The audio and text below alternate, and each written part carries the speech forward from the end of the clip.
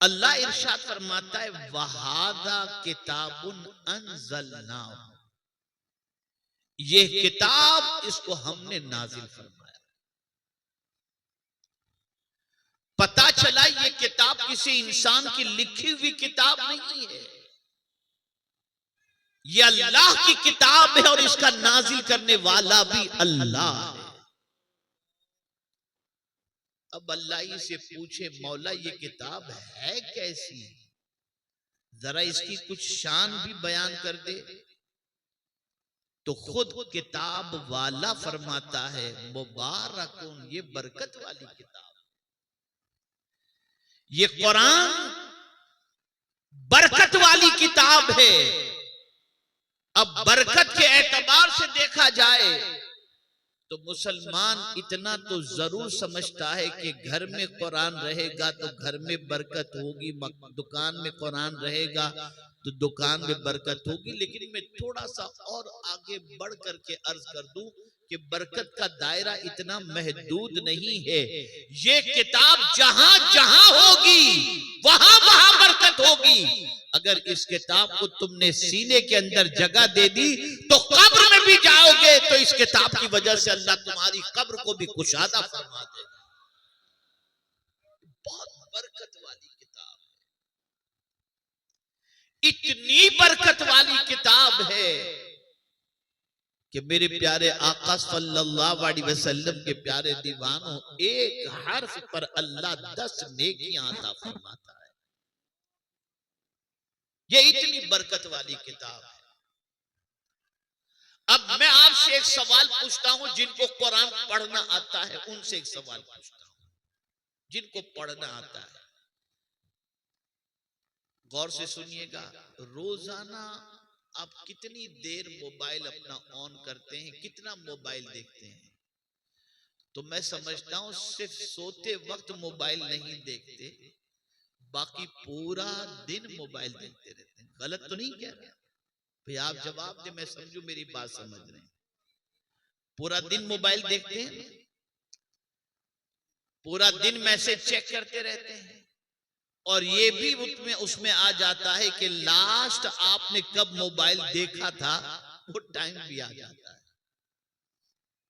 अब मुसलमानों में तुमसे एक सवाल पूछता हूं, मोबाइल रोज देखते हो, जरा ये भी सोचो कि तुमने कुरान लास्ट कब देखा था?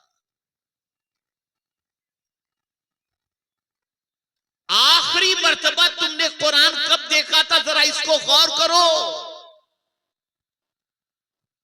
जिस किताब को रोजाना देखना चाहिए, रोजाना पढ़ना चाहिए, उस किताब से ताल्लुक खत्म हो चुका।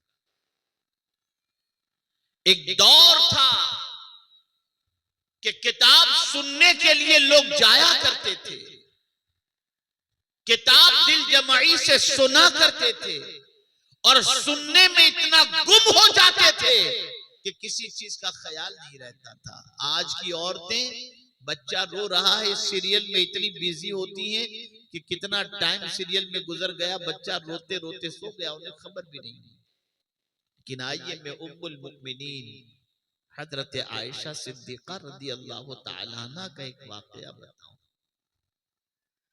हर हफ्ते हुजूर सल्लल्लाहु अलैहि वसल्लम से इजाजत लेकर उम्मुल मुमिनीन हजरत आयशा सिद्दीका रदी अल्लाह तआला अन्हा अपने माँ बाप से मिलने जाती, मैके जाती थी, रोज जाती थी, हर हफ्ते जाती थी, वक्त पर जाती थी, वक्त पर आ जाती।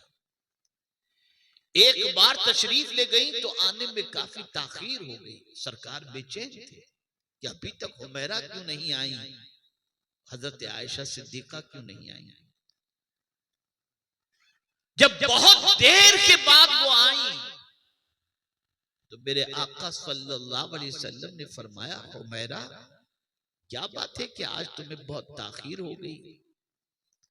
तो अर्ज करती हैं, सरकार मैं घर से निकली थी बिल्कुल टाइम पर, जैसा हमेशा निकलती थी, लेकिन जब हुजूर आपके दौलत कदे की तरफ, अपने घर की तरफ में आ रही थी तो मस्जिद नबवी शरीफ से कुरान की तिलावत की आवाज आई और पढ़ने वाला कुरान इस दर्द और सोच के साथ पढ़ रहा था कि मेरे पैर वहीं जम गए,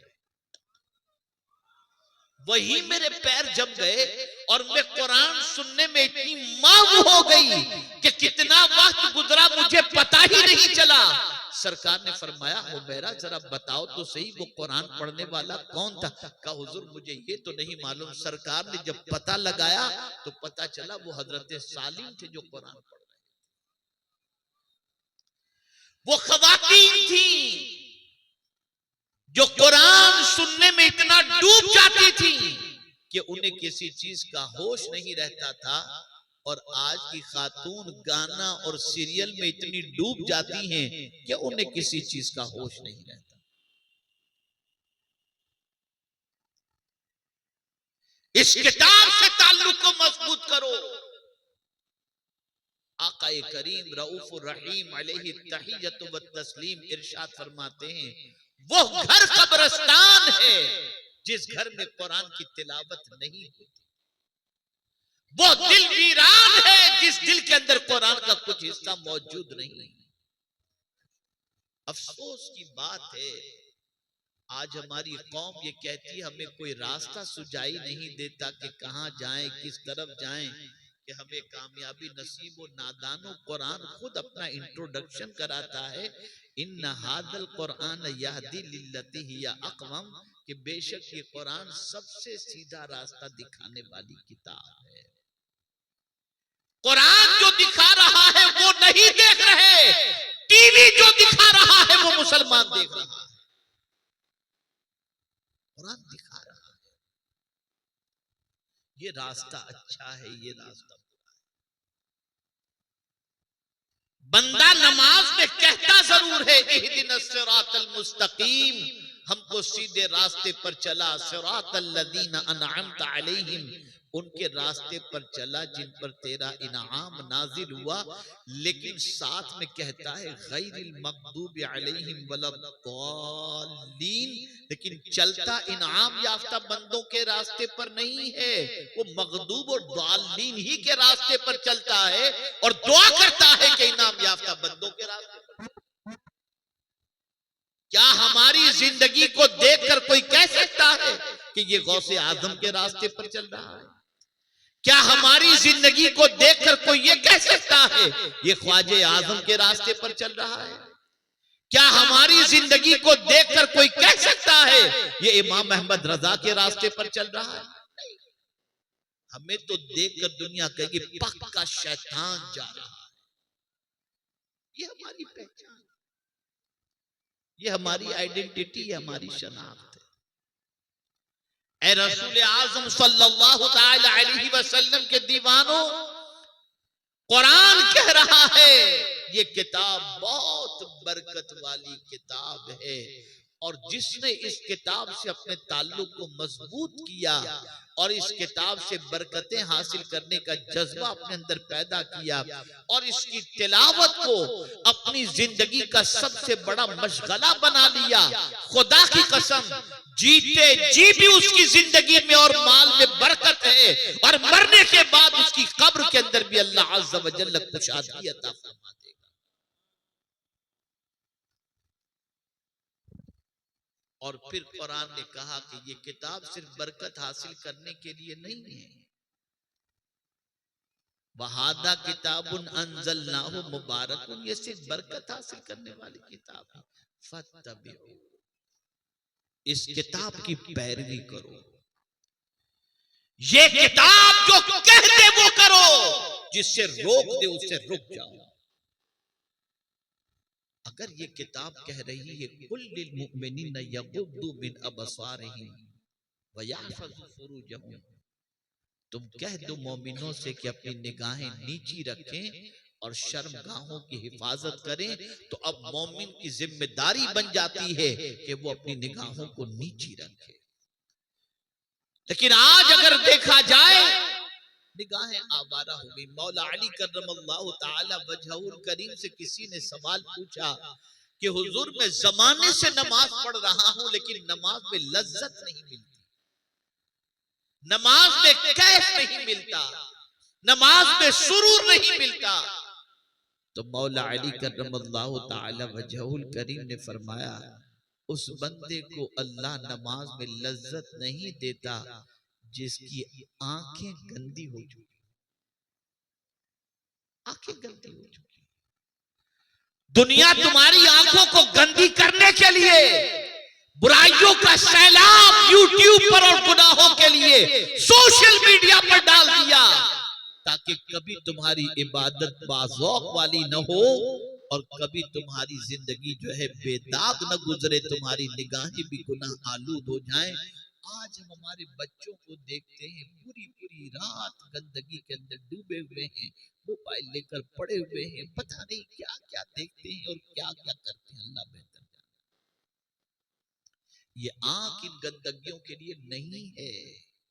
पूछो हुजूर मुफ्ती आज़म हिंद अलैहि रहमतुल्लाह व रिज़वान से, क्यों दी है अल्लाह ने ये आंखें? तो कहते हैं कुछ ऐसा कर दे मेरे किरदगार आंखों में, हमेशा नक्श रहे हुए यार आंखों में, उन्हें न देखा तो किस काम की है ये आंखें, उन्हें न देखा तो किस काम की है ये आंखें, कि देखने की है सारी बहार आंखों में।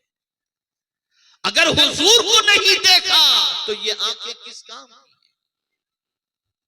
कभी हमारे दिल में जज्बा पैदा हुआ कि हम बावजूद रात को दुरूद शरीफ की कसरत करते करते और दुरूद शरीफ को कसरत से पढ़ते पढ़ते इस नीयत से सो जाएं कि जिस पर दुरूद पढ़ रहे हैं वो हमें अपने दीदार से माला माल कर? कभी ये जज्बा पैदा नहीं, कभी ये ख्याल पैदा नहीं, और दावा किया हम गुलामे रसूल हैं, दावा किया हम आशिक़ रसूल हैं। आशिक़ रसूल को समझना है तो इमाम इश्क मोहब्बत से समझो कि कहते हैं जान दे दो वादे दीदार पर, नक़द अपना दाम हो ही जाएगा। इतना इश्क रिसालत में डूबे हुए थे कि कहते हैं कि कब्र में तो हुजूर की ज़ियारत होनी ही होनी है, जान दे दो वादे दीदार पर, नक़द अपना दाम हो ही जाएगा।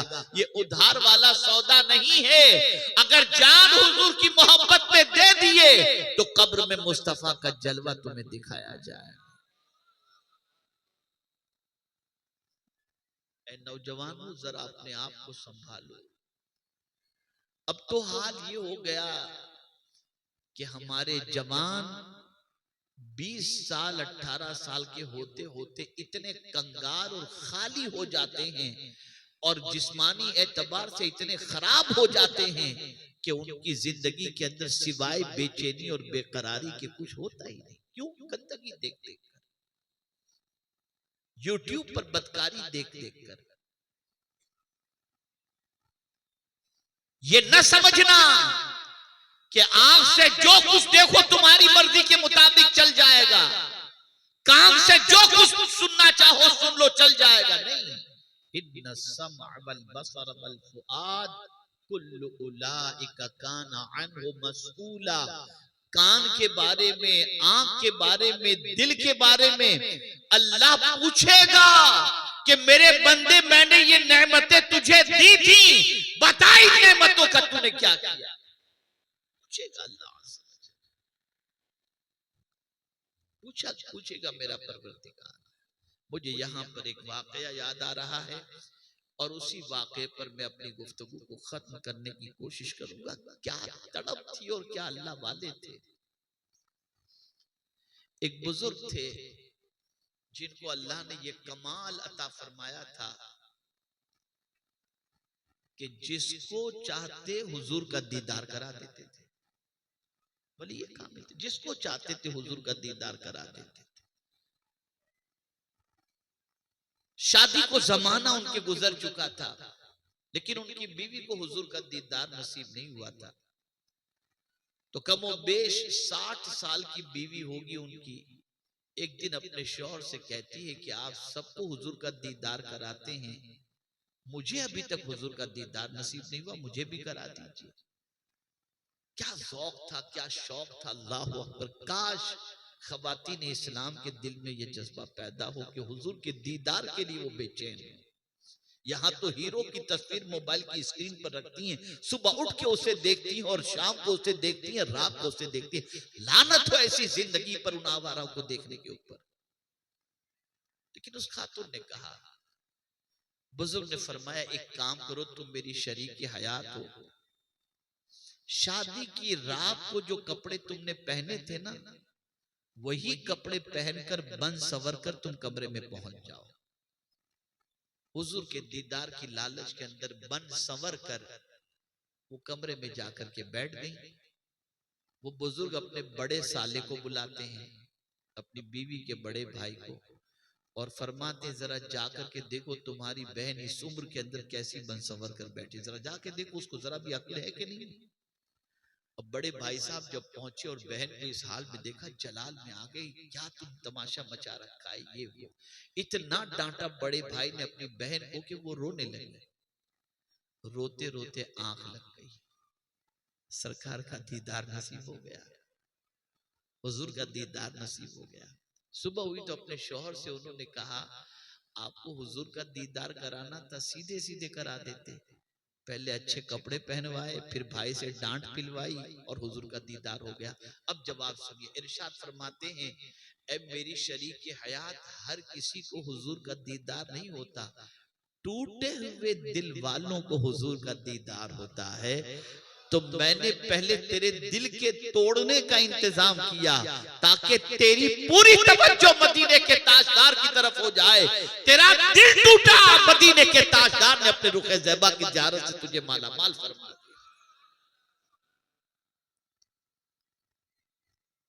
अर्ज करने का मंशा ये है कि मुसलमानों, बहुत तबाही तुम देख चुके, बहुत बर्बादी तुम देख चुके, बहुत परेशानियों में घिरे हुए मुसलमानों की जिंदगी देख चुके।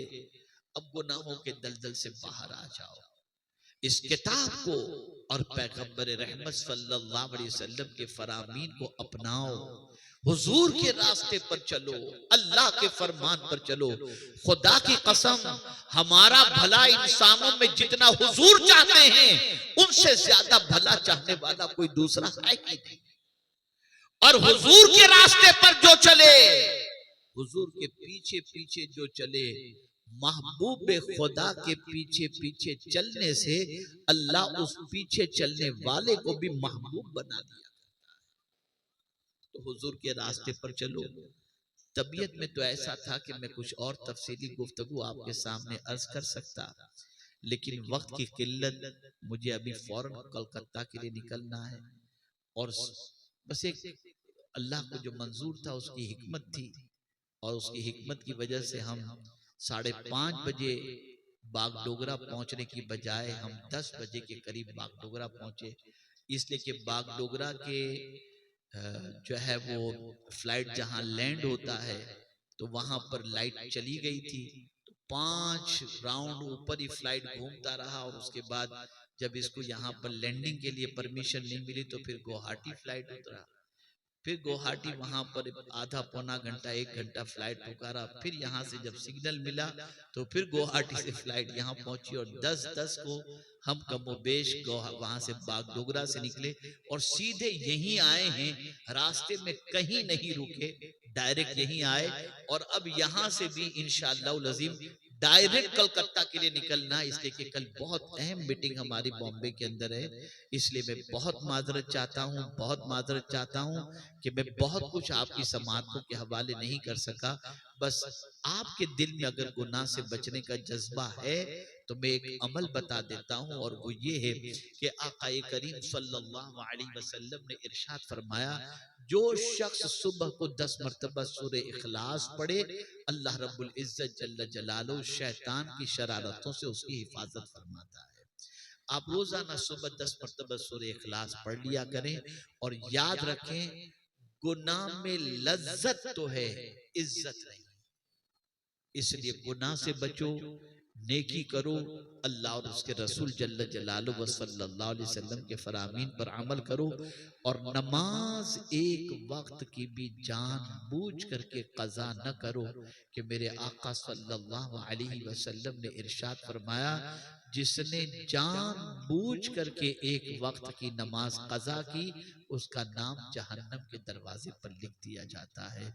ए खुदा के बंदो, नमाज की पाबंदी करो, अपने अहलो अयाल को नमाज का पाबंद बनाओ, और अपनी आंखों की हिफाजत करो। मुझे याद आ गया हजरत बायजीद बुस्तामी अलैहि रहमा का एक वाकया, कि उनकी बारगाह में एक नौजवान हाजिर हुआ और अर्ज करता है, हुजूर तकरीबन गुनाहों से अल्लाह ने बचने की तौफीक अता फरमाई, लेकिन एक गुनाह ऐसा है जिससे बच नहीं पाता, और वो गुनाह ये है कि कोई राह चलती हुई लड़की या औरत होती है तो मैं उसे घूरता रहता हूँ, इस गुनाह से मैं नहीं बच पाता, इसके बचने का कोई तरीका हो तो बताएं।